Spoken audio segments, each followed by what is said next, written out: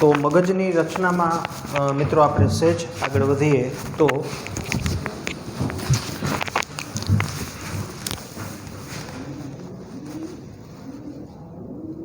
અગ્ર મગજની અંદર બૃહદ મસ્તિષ્ક,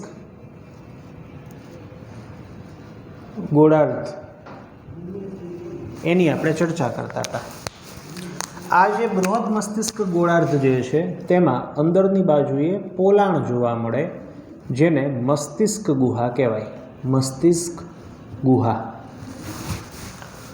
બંને ગોળાર્ધની અંદર જોવા મળતું જે આ પોલાણ છે તેને આપણે પાર્શ્વીય ગુહા તરીકે ઓળખીએ છીએ. પાર્શ્વીય ગુહા. ચાલો, તો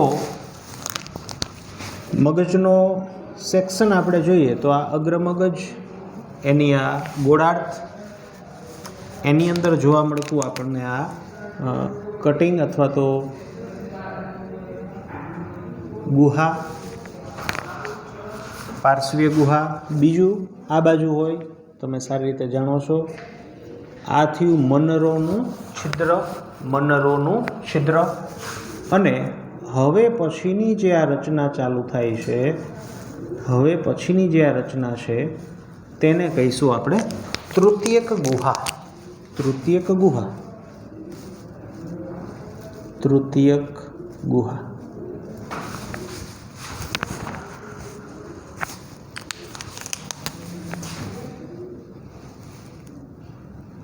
આ મધ્ય મગજ અને આ પશ્વ મગજ.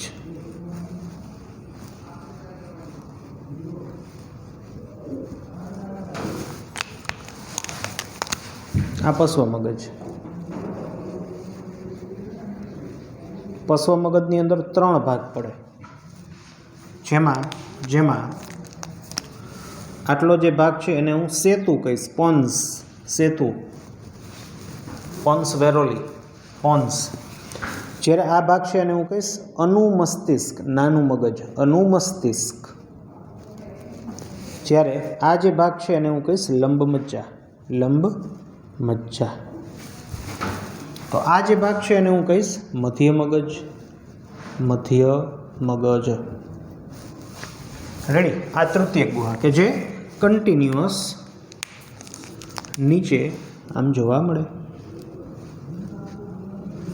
પછી એક જગ્યાએ તે સાંકડી બને છે, એક જગ્યાએ તે સાંકડી બને છે, વળી પાછી કન્ટિન્યુઅસ આગળ વધે છે.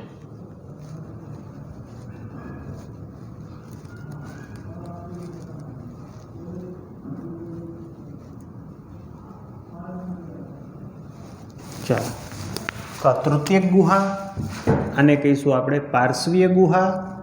પાર્શ્વીય ગુહા. તૃતીયક ગુહા. ઈટરનો માર્ગ. ઈટરનો માર્ગ. અને ઈટરનો માર્ગ જે છે એના પછીની જે આ કેનાલ છે, આ કેનાલને આપણે કહીશું ચતુર્થ ગુહા. ચતુર્થ ગુહા. ચતુર્થ ગુહા. રેડી? ચાલો, સપોઝ કે આના પછીની આખી જ જે રચના છે તે લંબમજ્જા તરીકે જો આપણે ઓળખીએ તો લંબમજ્જાની અંદર કન્ટિન્યુ રહેતી આ જે કેનાલ છે તેને મધ્યસ્થ નાલી તરીકે ઓળખવામાં આવે. આને કહીશું આપણે મધ્યસ્થ નાલી. મધ્યસ્થ નાલી. તો આ થઈ ગયું આપણું કરોડરજ્જુ. કરોડરજ્જુ. તો મસ્તિષ્ક મેરુજળ જેની અંદર જોવા મળે સેરેબ્રો સ્પાઇનલ ફ્લુઇડ ક્યાં બને તો કે તૃતીયક ગુહા અને પાર્શ્વીય ગુહા એની દિવાલમાં રહેલા અમુક કોષો રુધિરમાંથી અમુક દ્રવ્યોનું શોષણ કરીને આની અંદર ઠાલવે. આ દ્રવ્યને સંયુક્ત રીતે સેરેબ્રો સ્પાઇનલ ફ્લુઇડ અથવા મસ્તિષ્ક મેરુજળ કહેવાય. એટલે મસ્તિષ્ક મેરુજળ જે છે ને એનું બંધારણ રુધિર રસને સમાન હોય. રુધિર રસ જેવું હોય. રુધિર રસ જેવું હોય. કારણ કે રુધિરમાંથી જ જે પ્રવાહીમય પાર્ટ છે રુધિર રસ એને જ ખેંચીને આની અંદર જેને કહેવાય ફેરવવામાં આવે. તો મસ્તિષ્ક મેરુજળ અંદર અને આની પહેલાં પણ મેં તમને કીધું હતું કે બહાર જે તાનિકા આવરણ છે, મધ્ય તાનિકા અને અંત તાનિકા વચ્ચે જે સ્પેસ છે, આ સ્પેસની અંદર પણ આપણને મસ્તિષ્ક મેરુજળ જોવા મળે. તો સેરેબ્રોસ્પાઇનલ ફ્લુઇડ અથવા મસ્તિષ્ક મેરુજળ આવી રીતે સર્ક્યુલેશનમાં હોય, રુધિરમાંથી જ બને અને પાછું રુધિરમાં શોષાય પણ જાય, એટલે બનતું જાય શોષાતું જાય, એટલે એ રીતે સર્ક્યુલેશનમાં રહીએ. ચાલો, તો ફરીથી આપણે જે જોવાની વાત છે, જે ચર્ચા કરવાની છે તે છે આ તૃતીયક ગુહા. તૃતીયક ગુહા જે છે તેની જે છત છે, આ છત, તૃતીયક ગુહાની જે આ છત છે, તમે જોઈ શકો છો આ ભાગ.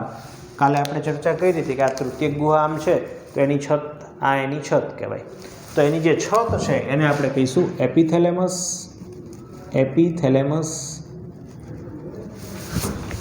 જ્યારે તૃતીયક ગુહાનું તળિયું, આ તૃતીયક ગુહા છે તેનો આ તળિયાનો ભાગ, આ તૃતીયક ગુહા એનો આ તળિયાનો ભાગ, તળિયાને કહીશું આપણે હાઇપોથેલેમસ.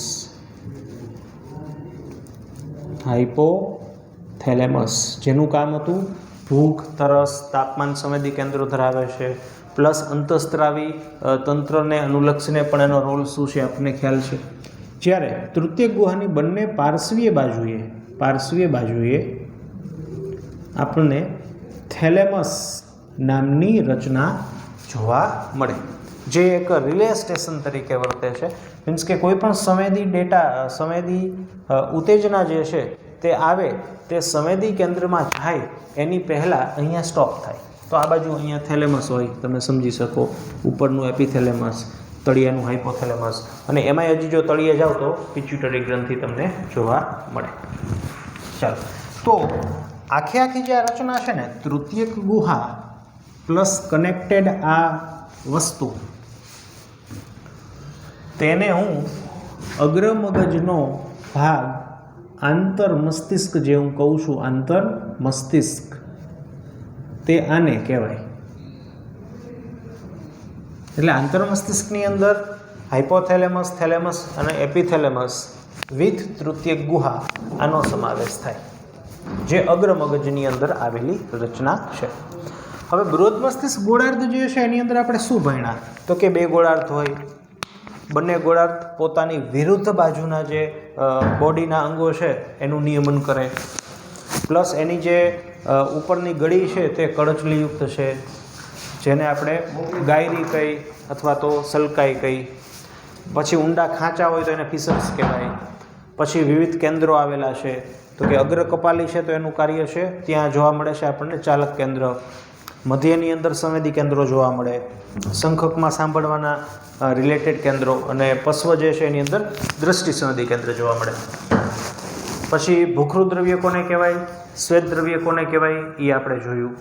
તો આ ભૂખરું દ્રવ્ય શરૂઆતનો ઉપરનો ભાગ કે જ્યાં આપણને વધુ પ્રમાણમાં કોષકાય એકઠા થયેલા હોય એટલે એ સેજ આપણને ડલ દેખાય, જ્યારે એની નીચેનો વિસ્તાર જે છે એ આપણને સેજ સફેદ દેખાય. પણ આની અંદર એક વાત રહી ગઈ ભણવાની, કઈ? જે મેં તમને કાલે કીધી હતી. શું? તો એ કેમ આપણે રાખ્યું? તો કે હવે તમને સમજાય કે ઓરિજિનલી હકીકત એની ગોઠવણી કેવી છે. તો એ વાત કઈ?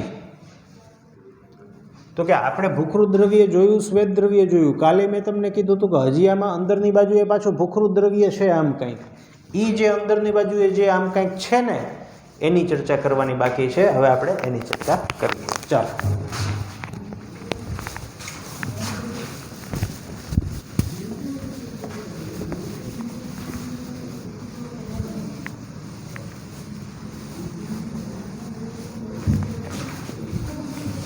મસ્તિષ્ક મેરુજળનું પ્રમાણ સામાન્ય રીતે આપણી અંદર 150 ml જેટલું હોય, જેમાંનું મોટાભાગનું મગજની અંદર કરતાં મગજની બહાર જે ફરતે જે જોવા મળે ને એની અંદર હોય.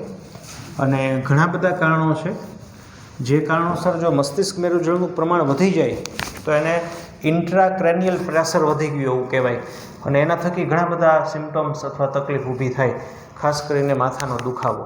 તો ઘણા બધા લોકોની અંદર માથાનો દુખાવો, મસ્તિષ્ક મેરુજળનું પ્રમાણ જે છે ને એ વધી જવાના લીધે થતું હોય છે. પછી મસ્તિષ્ક મેરુજળ છે એને બહાર કાઢવું પડે.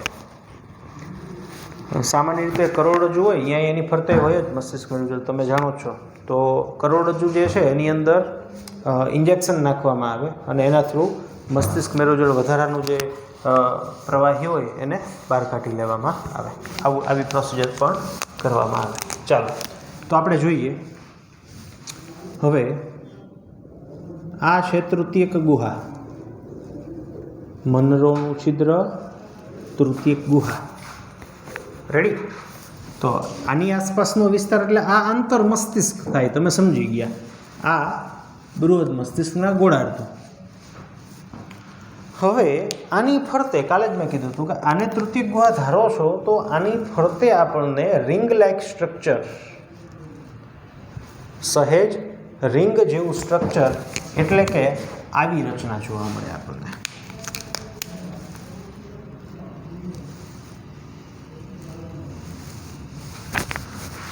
આ ભૂખરું દ્રવ્ય.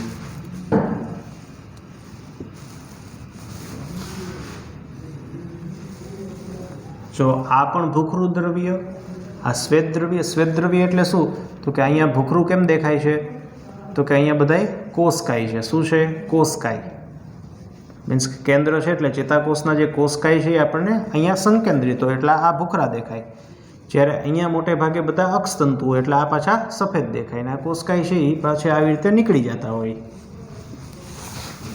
ચાલો, તો આ ભૂખરું દ્રવ્ય છે એનું મિનિંગ શું? તો કે અહીંયા પણ કંઈક કોષકાય હશે, અહીંયા પણ કંઈક કોષકાયો જોવા મળશે. તો આ જે રચના છે ને એ ક્યાં આવી ને એ મારે તમને આ આકૃતિથી સમજાવું હતું, તમે સમજી ગયા હોય. હવે આને હું વ્યવસ્થિત સેપરેટલી અલગ રીતે દર્શાવું.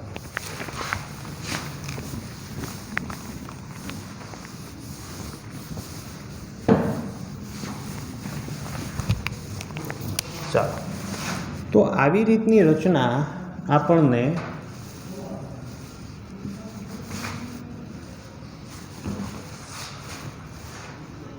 બૃહદ મસ્તિષ્ક જે ગોળાર્ધ છે એને અંદર જતા આવી રચના આપણને જોવા મળે, ભૂખરા દ્રવ્ય જેવી. તો આ જે રચના તમે જોઈ રહ્યા છો એની અંદર 3 થી 4 કેન્દ્રો એકઠા થયેલા છે.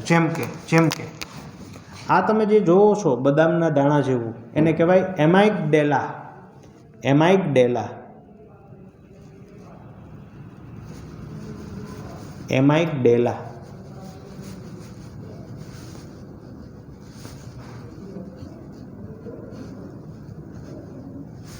એમાઇગડેલા. તમે આ જે જોવો છો એને કહેવાય હિપ્પોકેમ્પસ. હિપ્પોકેમ્પસ. સમુદ્રી ઘોડો ચેપ્ટર નંબર 4 આવશે, એને પણ હિપ્પોકેમ્પસ કહેવાય. તો આ મગજની અંદર રહેલો ભાગ છે જેને કહેવાય હિપ્પોકેમ્પસ. અને આ જે રચના છે એને કહેવાય જેનિક્યુલેટ બોડી, જેનો જે શબ્દ આપણને નથી આપ્યો એટલે આપણે એને લખવાની જરૂર નથી. તો આ જે ગોળાર્ધ છે એનું સૌથી આઉટર લેયર ભૂખરું, જ્યાં વિવિધ કેન્દ્રો છે.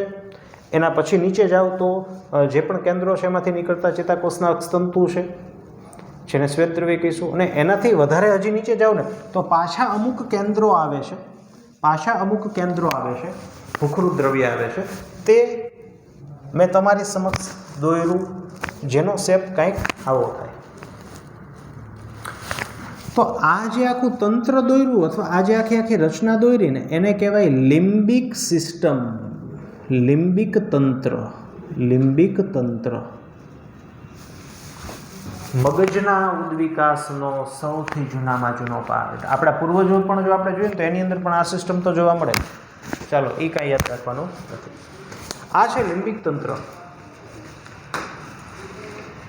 હવે આ લિમ્બિક તંત્ર છે ને, લિમ્બિક તંત્ર તે તમે વિચારી શકો કે આ કોની ફરતે છે? તો કે તૃતીયક ગુહાની આસપાસ, એ રિજિયનમાં છે. એટલે આ જે વિસ્તાર છે ને લિમ્બિક તંત્ર હોય ને તે થેલેમસ,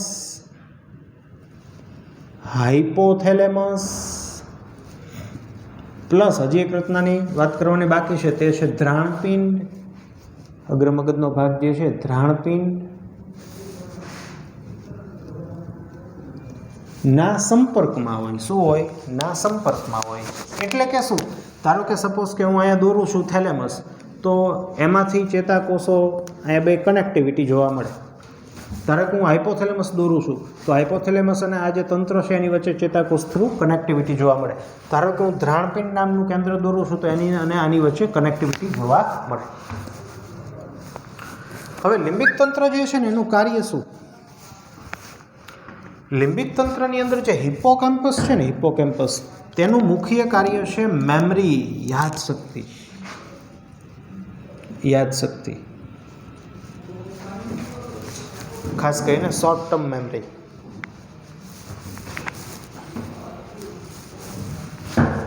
યાદશક્તિ.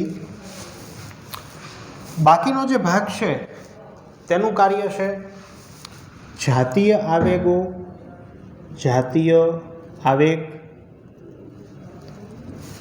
અથવા લાગણીઓ અભિવ્યક્ત કરવો. ભયની લાગણી, ગુસ્સાની લાગણી, ખુશી વગેરે વગેરે જેવી લાગણીઓ જેને કહેવાય અભિવ્યક્ત કરવું, તે આનું વર્ક છે, આનું કાર્ય છે. તો લિમ્બિક તંત્ર અગ્રમગજની અંદર બૃહદ મસ્તિષ્ક ગોળાર્ધના ઊંડે રહેલું એક ભૂખરું દ્રવ્ય છે જે હિપ્પોકેમ્પસ અને એમાઇગડેલા જેવા ભાગો કે તંત્રો કે કેન્દ્રોનું બનેલું છે, જે થેલેમસ, હાઇપોથેલેમસ, ધ્રાણપિંડ સાથે પણ જોડાયેલું છે, જેનું કાર્ય યાદશક્તિ, જાતીય આવેગો, ભય, ગુસ્સા અથવા ખુશી વગેરેની લાગણીઓ, એની સાથે આનું વર્ક છે અથવા તો આવું એનું વર્ક છે. આટલું. તો લિમ્બિક તંત્ર જે છે ને તે ટૂંકમાં આવે આમાં. બૃહદ મસ્તિષ્ક ગોળાર્ધ જે છે એનો આ પાર્ટ છે, એનો આ ભાગ છે. ચાલો તો વધીએ આપણે આગળ.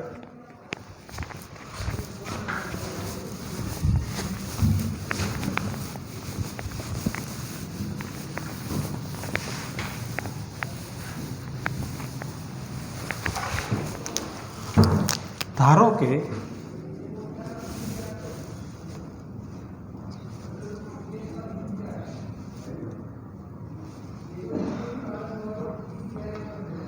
આવી રીતની આ રચના છે, ધ્યાન આપજો. આ જે શાફ્ટ છે આમ હોય છે, બરાબર, પ્લસ આપણને અહીંયા આવું જોવા મળશે.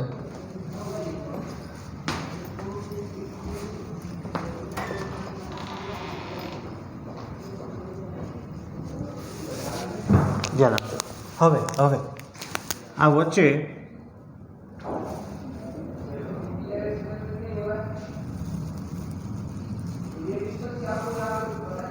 નાલી, કેનાલ, ગુહા, જે કેવું હોય તે. જુઓ, હજી એમના ભણ્યા તે આ લિમ્બિક સિસ્ટમ અહીંયા આમ ફરતે. હવે અહીંયા જે પણ કેન્દ્રો છે, એમાંથી આ ચેતાઓ નીકળી અને આવી રીતે જાય. ભલે આ પશ્વ મગજનો ભાગ છે, પણ પશ્વ મગજની અંદર જે ચેતાઓમાં હાલી જતી હોય એ અહીંથી નીકળેલી હોય અથવા તો સંવેદી ચેતા હોય તો ત્યાં જતી હોય. રેડી, તમે સમજી ગયા હોય. સપોઝ કે આ કોઈ કેન્દ્ર છે તો એમાંથી આ ચેતા નીકળી, તો આવા તો લાખો ફાઈબર્સ હોય, તમે સમજી શકો. આ તો આપણે જેને કહેવાય કે બોર્ડ નાનું પડે અથવા આપણી આકૃતિ ઇમેજ નાની પડે. હજી તો 2 દર્શાવ્યા ત્યાં જગ્યા વહી ગઈ, 2 દર્શાવ્યા ત્યાં જગ્યા વહી ગઈ.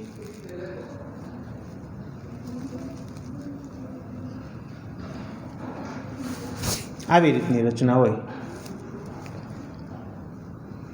એટલે મેં તમને શું શીખડાવ્યું? તો કે મેં તમને એટલું શીખડાવ્યું કે આપણે જ્યારે મધ્ય મગજ અથવા તો પશ્વ મગજ કે પશ્વ મગજની અંદર પોન્સ કે લંબમજ્જાની વાત કરતા હોય તો લંબમજ્જાનું કાર્ય અથવા તો એની જે રચના છે એની અંદર, હવે જો તમને સાદી રીતે કહું તો લંબમજ્જામાં હૃદયના કેન્દ્ર હતા, શ્વાસ ઉચ્છ્વાસના કેન્દ્ર હતા, તો એ તો હોય જ, પણ એના સિવાય આવા ચેતાના અક્ષતંતુઓ પણ પસાર થતા હોય. અહીંથી જે નીકળ્યા હોય અહીંથી પસાર તો થાય જ ને.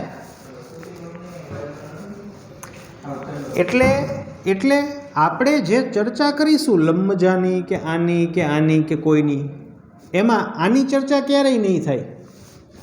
આપણે લંબમજા કે મધ્ય મગજ ભણશું ને એટલે બહુ નાનું છે એટલે આપણને એમ થાય શું આટલું જ હશે, બીજું કંઈ નહીં હોય બીજી રચનાય છે, પણ બીજી કઈ રચના છે તો કે જે અહીંથી કેન્દ્રોમાંથી જે ચાલક ચેતાઓ નીકળતી હોય કે નીચેથી સંવેદી ચેતાઓ જતી હોય, આ બધી રચના હોય. તો એના વિશે આપણે હાલમાં આ લેવલે ભણવાનું એવું ન આવે. ચાલો મુદ્દાની વાત કરીએ.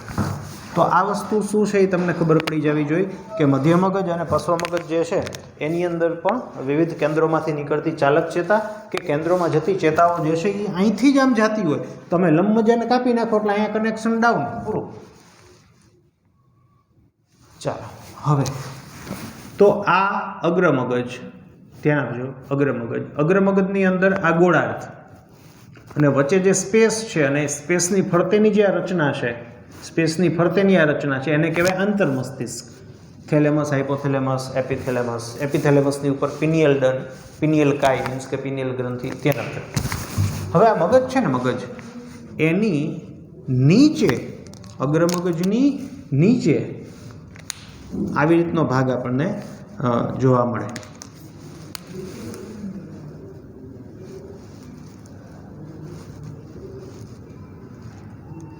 બીજી આકૃતિ દોરું.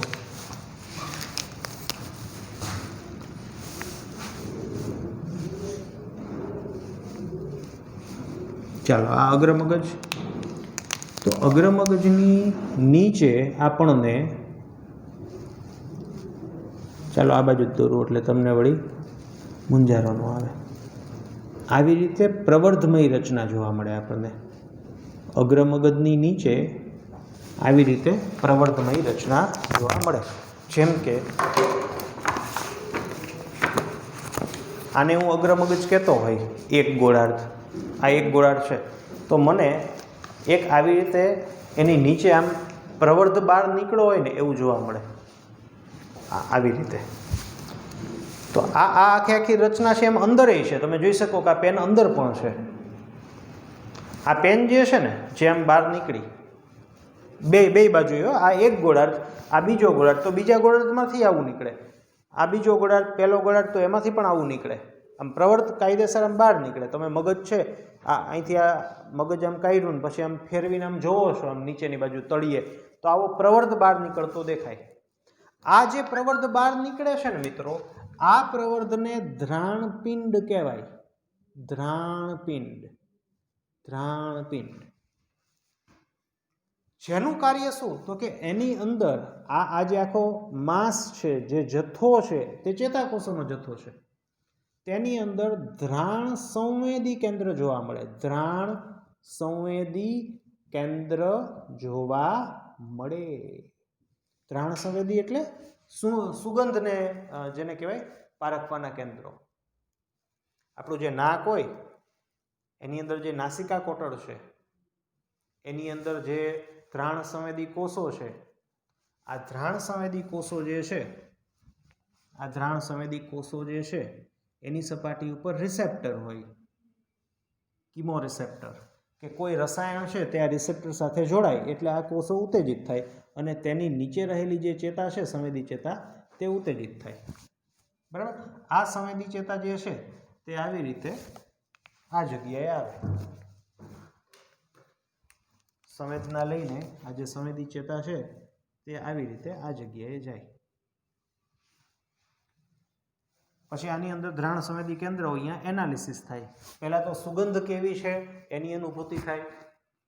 પછી આની અંદર પણ દ્વિતીયક સંવેદી કેન્દ્રો, દ્વિતીયક ધ્રાણ સંવેદી કેન્દ્રો વગેરે વગેરે હોય કે આવી સુગંધ કોની તો કે કેરોસીનની. પછી એના ઉપર તમે જે તમારું લર્નિંગ હોય કે કેરોસીન શું છે, કે અહીંયા ન રહેવાય, કે ભાગો. ધારો કે એલપીજી ગેસમાં મરકેપ્ટન ઉમેરવામાં આવે તો એની વાસ આપણને ખ્યાલ હોય, તો આપણે શીખ્યા હોય ભણવામાં કે કોકે શીખડાવ્યું હોય કે આ ગેસ લીકેજની વાસ છે, ભાગો. એવી બધી પછી મુવમેન્ટ થાય. ગેસની વાસ છે તો અહીંથી સંદેશો ચાલકની અંદર જાય, અહીંયાથી પગમાં જઈને આપણે ભાગીએ કે ભાગો. અગ્નિ ખાતાવાળા જો આપણે હોય તો ભાગવાનું ન થાય, ઠારવા જવાનું થાય કે પ્રિકોશન જે લેવાના હોય એવું આપણે કરીએ. ચાલો, તો ધ્રાણપિંડ જે છે, ધ્રાણપિંડ તે પ્રત્યેક ખંડમાં, ધ્રાણપિંડ શું છે બૃહદ મસ્તિષ્ક મસ્તિષ્ક ગોળાર્ધના તળિયે બહાર નીકળેલી પ્રવર્ધમય રચના છે. મેં જે તમને હમણાં કીધું તે. બીજું કે આ જે રચના છે ને તે અંદરની બાજુએ લિમ્બિક સિસ્ટમ છે ને એની હારે કનેક્ટેડ હોય. હજી એમના તમને જે આ બુકથી હું તમને જે સમજાવવા માંગતો હતો કે સપોઝ કે આ નીકળે છે, આને હું કહીશ શું કહીશ? ધ્રાણપિંડ. તો આ અંદરની બાજુએ પણ છે, એમ તમે જોઈ શકો. તો અંદરની બાજુ આ કોની સાથે કનેક્ટેડ હોય? તો કે જે લિમ્બિક સિસ્ટમ, જે લિમ્બિક તંત્ર છે એની સાથે. એ ચાલશે ન યાદ રહીએ તો. ચાલો, તો આવી રચના બે હોય. પ્રત્યેક બૃહદ મસ્તિષ્ક ગોળાર્ધના તળિયે બહાર નીકળેલી પ્રવર્ધમય રચનાને ધ્રાણપિંડ કહેવાય, જેની અંદર ધ્રાણ સંવેદી કેન્દ્ર જોવા મળે. શું જોવા મળે? ધ્રાણ સંવેદી કેન્દ્ર. તો ત્યાં સંદેશો કોણ લાવે? તો કે જે ધ્રાણ ચેતા ઓલ્ફેક્ટરી નર્વ્સ, ધ્રાણ ચેતાઓ હોય ને, ધ્રાણ ચેતા સંદેશો લાવે. ક્યાંથી લાવે? નાસિકા કોટરમાંથી. બરાબર. તો આ બાજુના પાર્ટમાંથી ચેતા આ બાજુ જાય ને અહીંથી આમ ક્રોસ તો થવાનું જ છે, તમને ખબર જ છે. રેડી? એટલે બે હોય.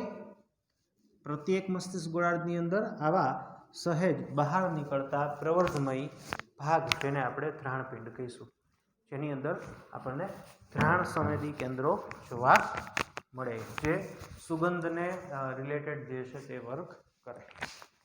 ચાલો, તો થોડુંક જેને કહેવાય કે મને લાગે છે ત્યાં સુધી કદાચ કંટાળાજનક જેવું ચાલુ થયું હોય કે એવું લાગશે, પણ જરાય મૂંઝાવાની જરૂર નથી. અને પછીનો જે ટોપિક છે એમાં વળી પાછા તમે તાજા થઈ જશો. જે મધ્ય મગજ ભણવાનું છે કે આપણે પશ્વ મગજ ભણશું, તો વળી થોડુંક તમને ઇન્ટરેસ્ટિંગ અને મજા આવશે એવું લાગશે. ચાલો,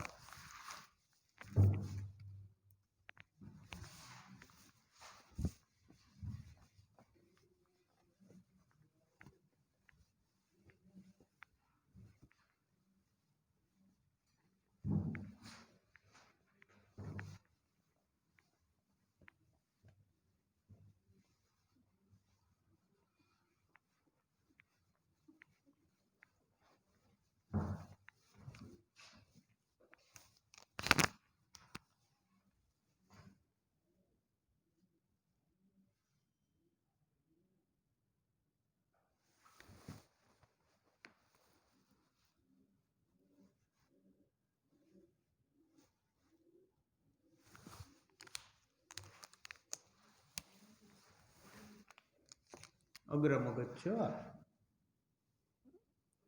પછી સમજી જવાનું, ઉપર દોડતો નથી. રેડી? ઉપર દોડતો નથી દિવાલમાં, સમજી જજો. હવે આવી રીતનો સાફ્ટ હોય મધ્ય મગજ અને પશ્વ મગજ.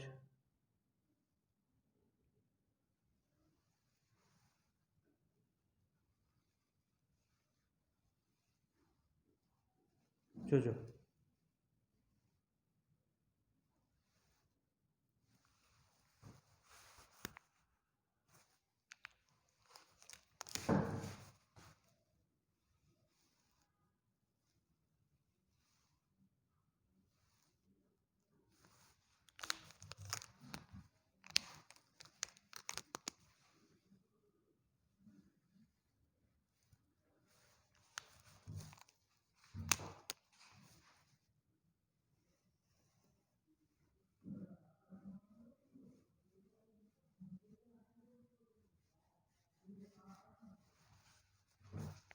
કપાયેલો ભાગ છે મગજનો. કેવો ભાગ છે? કપાયેલો ભાગ. ચાલો, આપણું કાગળનું મોડેલ તો બનાવવાનું જ છે આ પતશે એટલે, પણ હું પહેલાં સાદી રીતે તમને સમજાવું. જો,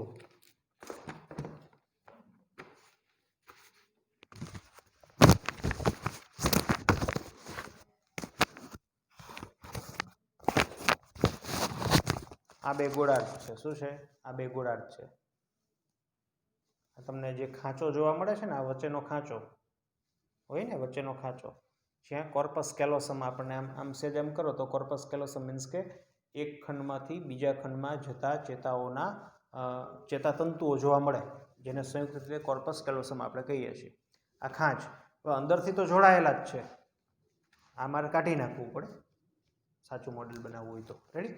તો આ જે શાફ્ટ જે બહાર નીકળશે ને એ આવી રીતે બહાર નીકળવાનો છે.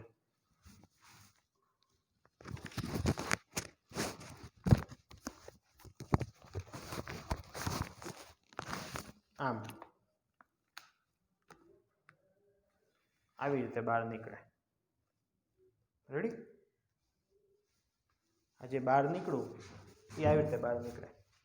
અને આને હું બહાર કાઢી નાખું અને જે મને નથી દેખાતું, જો તો આ મેં આખો શાફ્ટ બહાર કાઢ્યો ને મને જે આ નથી દેખાતું, આ જે નથી દેખાતું ને તે હાઇપોથેલેમસ, થેલેમસ ને એપિથેલેમસ હોય. તમે સમજી ગયા હોય કે જેનો સમાવેશ અગ્રમગજમાં થાય. બરાબર?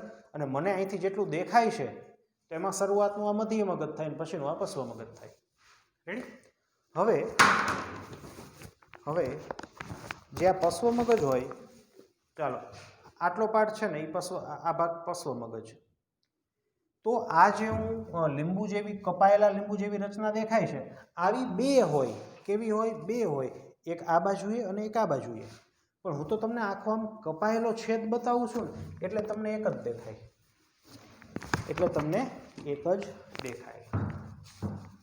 એક ગોળાર્ધ, બીજો ગોળાર્ધ, ના મધ્ય મગજ ને પશ્વ મગજ ને આવી રીતે હું દોરતો હોય ને તો મને બંને બાજુએ આ રચના દેખાય.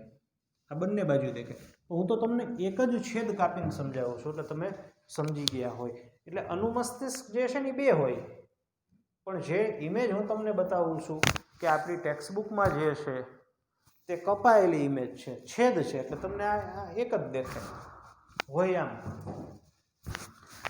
ચાલો વધીએ આગળ આપણે.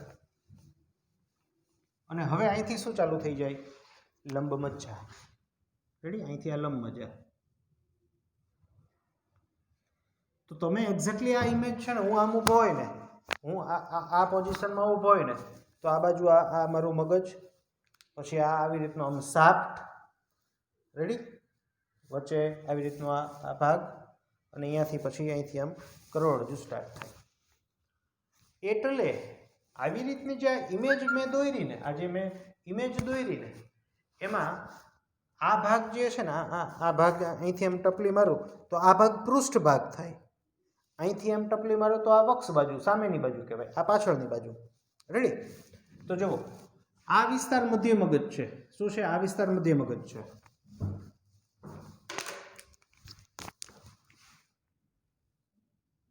આ જે વિસ્તાર છે તે મધ્ય મગજ છે.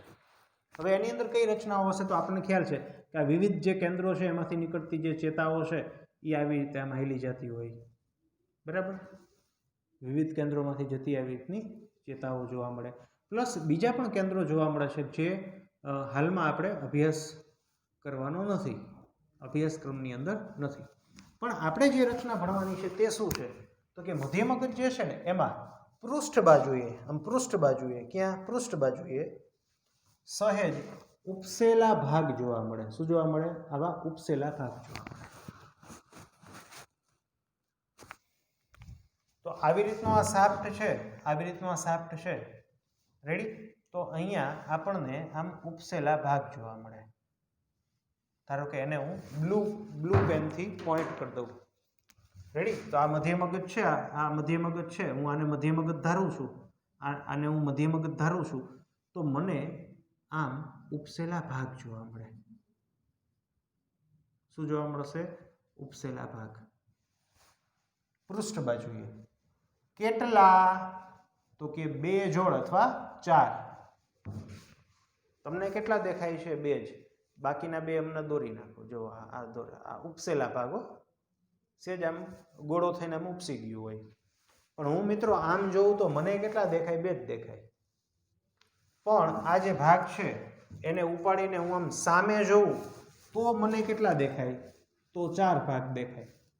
રેડી? આ મધ્ય મગજ એની પૃષ્ઠ બાજુએ, પૃષ્ઠ સપાટીએ મને ઉપસેલા આવી રીતના 4 ભાગ જોવા મળે.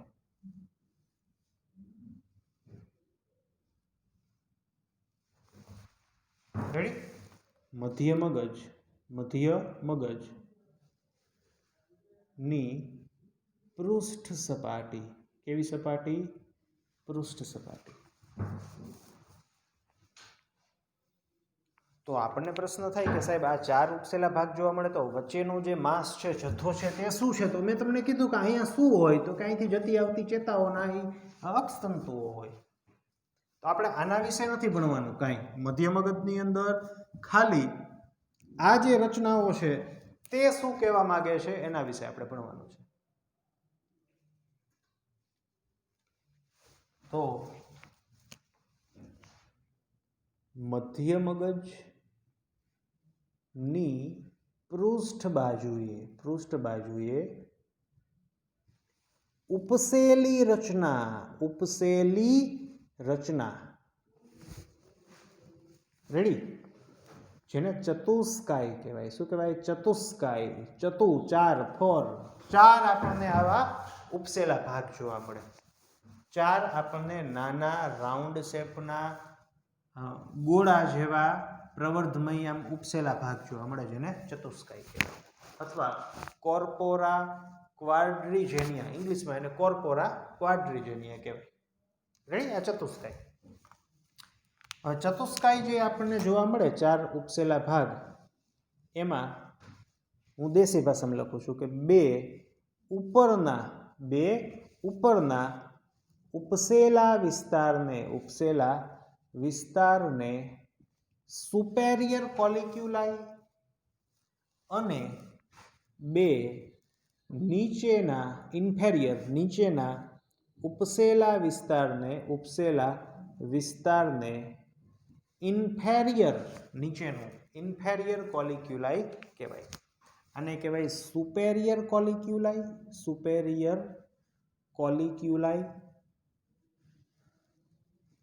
અને કહેવાય ઇન્ફેરિયર કોલિક્યુલાઈ. ખૂબ જ જેને કહેવાય ઇન્ટરેસ્ટિંગ વર્ક છે આનું. મીન્સ કે જે આ કોર્પોરા ક્વાડ્રીજેનિયા રચના છે, જે ચતુષ્કાય રચના છે, આખી આ રચનાને હું કહીશ ચતુષ્કાય. જેમાં ઉપસેલા બે આ પ્રવર્ધો જે છે એને હું કહીશ સુપેરિયર કોલિક્યુલાઈ.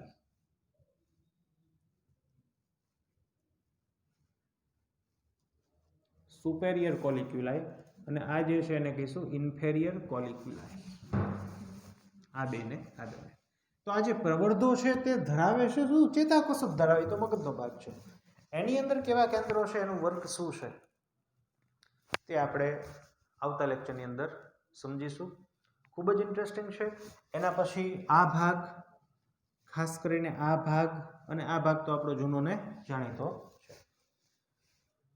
તો મધ્ય મગજ, એની અંદર આ રચના, પૃષ્ઠ બાજુએ આવેલા ઉપસેલા પ્રવર્ધમય રચના, ઉપસેલા ગોળાકાર રચના, જેને આપણે ચતુષ્કાય કહીશું, કોર્પોરા ક્વાડ્રીજેનિયા, જેમાં ઉપરના બેને સુપેરિયર કોલિક્યુલાઈ, નીચેનાને ઇન્ફેરિયર કોલિક્યુલાઈ.